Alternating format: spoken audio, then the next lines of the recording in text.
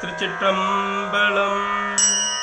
செவ்வலாய் நிலனாகி நின்ற சிவமூர்த்தியும் மூவலல் நான்மறையை ஐந்துமாய முனிவன் கேள்வனும் செவ்வலாய் நிலனாகி நின்ற சிவமூர்த்தியும் மூவலல் நான்மறை ஐந்துமாய முனி கேள்வனும் கௌவலல் வாய் கதனாகமார்த்தான் கடவுர்தனுள் வெவ்வலல் ஏந்தும் கை வீரட்டான தரவு அல்லனே.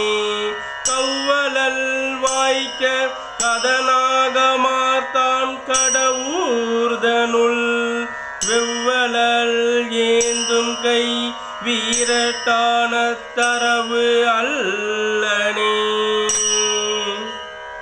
திருச்சிற்றம்பலம்.